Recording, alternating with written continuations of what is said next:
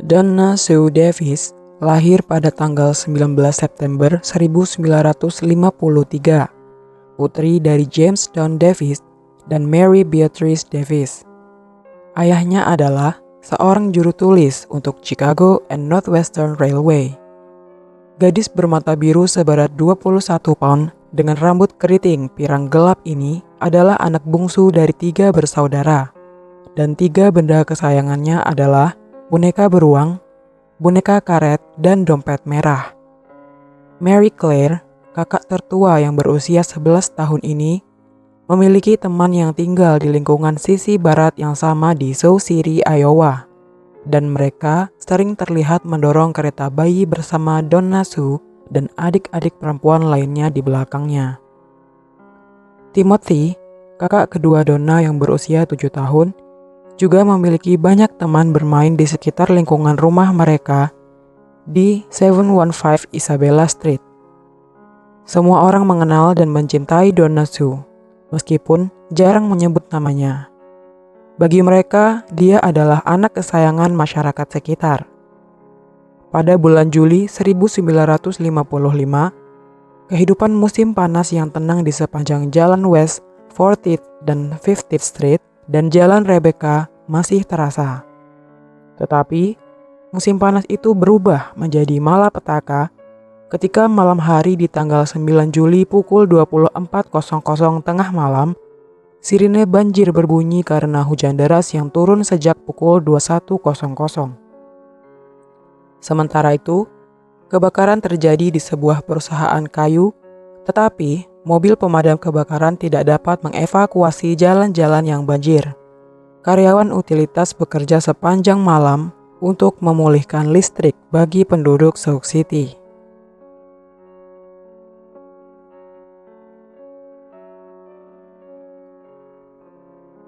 Donna Sue Davis dan keluarganya tinggal di apartemen paling bawah di duplex 715 Isabella Street di Sioux City, Iowa. Hujan berakhir pada pagi hari Minggu 10 Juli 1955 dan saat air mulai surut, petugas kota bergerak maju melakukan upaya pembersihan. Suhu hari itu melonjak hingga mencapai 90 derajat, membuat musim panas benar-benar terasa. Meskipun sejak berakhirnya Perang Dunia II, teknologi AC sudah populer, namun biayanya masih tergolong mahal bagi kebanyakan keluarga di Iowa bagian barat. Mereka biasanya mengatasi cuaca panas hanya dengan mandi air dingin dan mendapatkan angin malam melalui jendela yang terbuka. Keluarga Davis adalah salah satu dari mereka. Malamnya, di hari yang sama, Ibu Donna, Mary Davis memandikannya, memakaikan piyama berwarna merah muda, dan sekitar pukul 21:30 memasukkannya ke dalam boks bayi. Rumah yang mereka tempati memiliki 2 lantai. Kamar tidur utamanya ada di lantai pertama dan ditempati Donna dan orang tuanya. Boks bayinya terletak di dinding, tepat di samping peti kayu cedar yang diposisikan tepat di bawah jendela kamar tidur. Setelah menaruh Donna dalam boksnya, Mary menciumnya dan mengucapkan selamat malam. Anak itu sudah siap dengan boneka beruang, boneka karet, dan dompet merahnya dalam genggamannya. Dengan suhu yang mencapai 80-an, jendela kamar tidur Donna dibiarkan terbuka untuk mendapatkan angin sepoi-sepoi. Sementara ibunya, Mary, duduk di dapur untuk membaca Sioux City Journal hari itu, dan ayahnya, James, menonton televisi di ruang tamu. Di kamar sebelah, Claire dan Timothy sudah tertidur lelap. Di dupleks lantai atas, M.A. McLeod pergi keluar untuk duduk di balkon teras atasnya, sementara istrinya berada di kamar tidur mereka. Sedangkan, di sudut sebelah selatan dupleks Isabella Street, George Berger duduk di halaman belakang rumahnya di 1301 Villa Avenue. Halaman belakangnya menghadap ke sisi selatan rumah Davis, dan dia sering melihat anak-anak Davis dan teman-teman lingkungan mereka bermain bersama di tanah yang luas di antara kedua rumah tersebut. Pada pukul 9:35 malam, Berger melihat seorang pria baru saja menyeberang melalui pagar di dekat bagian depan rumah Davis dan berjalan tegak menuju ke sepanjang sisi rumah Davis. Berger berusaha keras untuk melihat apa yang dilakukan pria itu, tetapi sayangnya ia tidak dapat melihat dengan baik dalam kegelapan dan penglihatannya juga terhalang oleh kendaraannya sendiri. Beberapa menit kemudian, pria itu menuju Villa Avenue, berjalan dalam posisi berjongkok dan membawa bungkusan di tangannya. Lalu, dia melihat pria itu kembali ke arah jalan menuju rumah Davis. Namun, pria itu sekarang berjalan dalam posisi berjongkok dan membungkuk.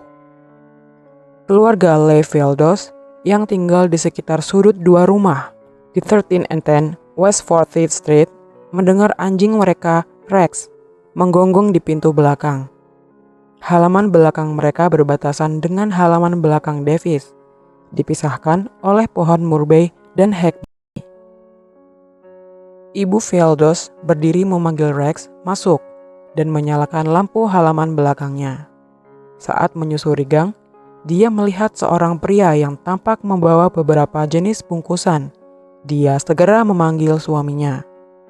Veldos mengambil senter dan menyorotkannya ke arah pria itu, yang sekarang sedang membungkuk dan bersembunyi di balik semak-semak. Veldos juga tidak akan membiarkan pria ini lolos begitu saja. Karena 2 minggu sebelumnya, Rex menggonggong untuk memperingatkan Veldos akan adanya seorang pemuda yang merusak mobil mereka, dan saat Rex menahan pria itu, Veldos menelpon polisi. Sebelum polisi menahan pria itu, Veldos mengeluh tentang penerangan yang buruk di lingkungan itu. Namun, kali ini Veldos mencurigai orang asing itu mungkin membawa daging untuk meracuni Rex atau anjing-anjing tetangga lainnya.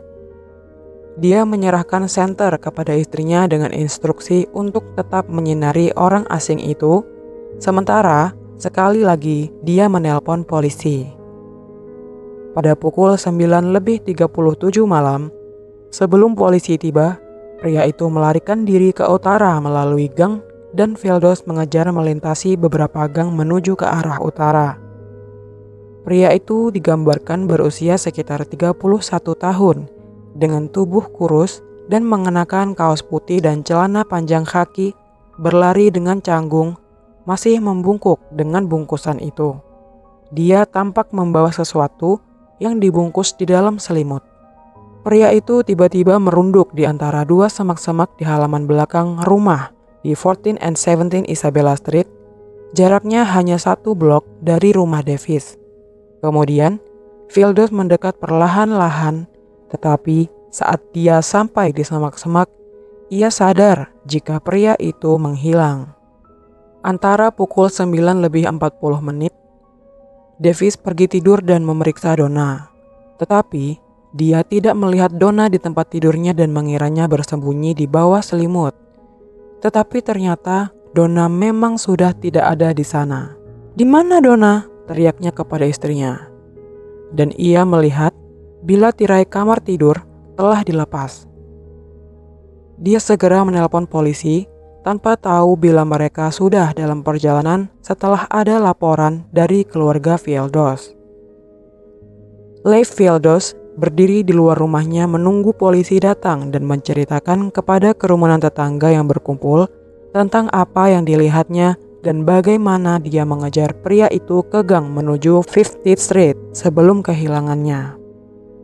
Tiba-tiba, mereka mendengar suara Mary Davis berteriak dari dalam rumahnya. "Bayiku hilang! Bayiku hilang! Tolong! Tolong! Tolong!"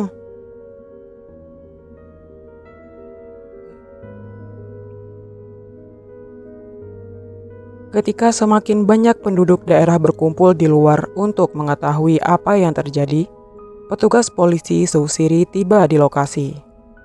Berger memberitahu polisi tentang orang asing yang dilihatnya bergerak diam-diam di sepanjang sisi selatan rumah Davis beberapa saat sebelumnya. Sedangkan keluarga McLeod dari dupleks Jalan Isabella di lantai atas menyatakan bila mereka tidak melihat atau mendengar sesuatu yang tidak biasa. Beberapa tetangga melaporkan melihat pria itu, tetapi mereka sulit menilai tinggi badannya karena dia berjalan membungkuk sambil membawa sesuatu. Rumah Davis kemudian dengan cepat menjadi markas untuk pencarian yang diorganisir oleh tetangganya setelah Donna dinyatakan diculik. Lebih dari 25 tetangga pergi mencari di ladang kosong dan rumah-rumah di sekitarnya. Davis yang sangat putus asa atas hilangnya putrinya, menaiki mobilnya dan mulai mencari sendiri di daerah itu. Tetapi jalan-jalan di sekitarnya masih berlumpur karena hujan dan mobilnya terjebak di selokan, sehingga ia dibantu dengan teman-temannya. Kerabat mulai berkumpul di rumah Davis untuk memberikan dukungan. Keluarga Davis mengatakan kepada polisi jika mereka tidak memiliki masalah keluarga dan tidak mengetahui kemungkinan siapa yang memiliki motif ingin menculik Donna.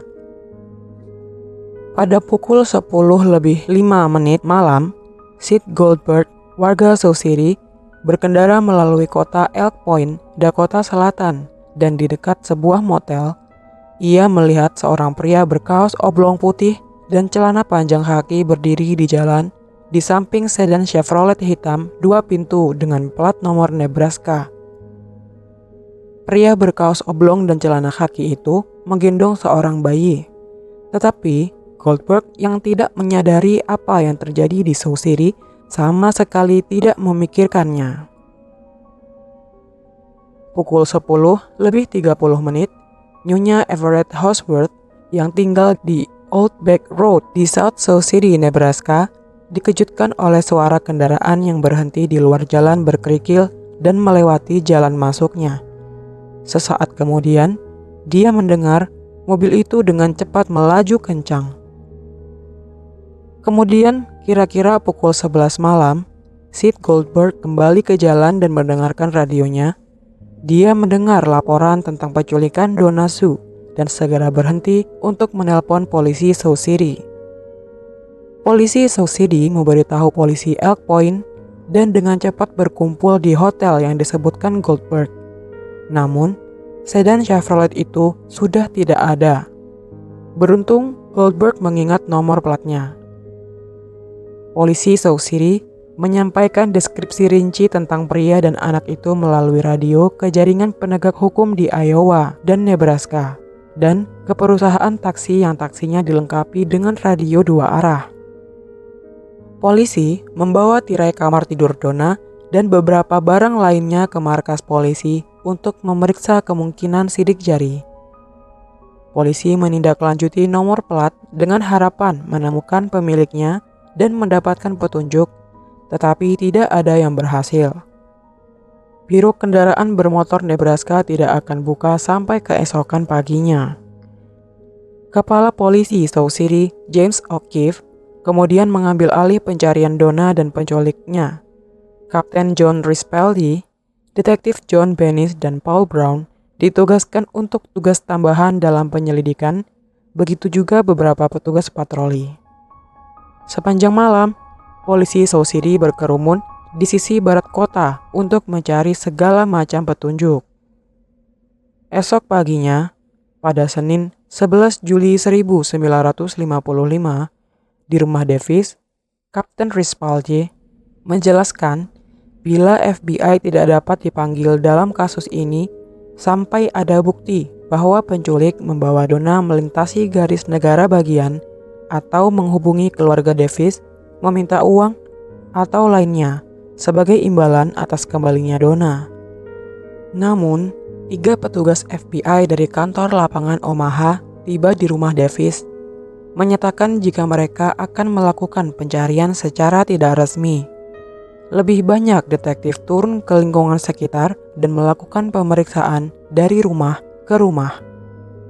Seorang petani melapor ke kantor Sheriff Woodbury County jika dia mendengar bayi menangis di dalam mobil yang diparkir di jalan sekitar 3,5 mil di sebelah timur Highway 75. Di tengah-tengah antara kota terdekat Sergeant Bluff dan Selix, Iowa, dia berkata mobil itu memiliki plat Nebraska dan deputi pergi untuk menyelidiki.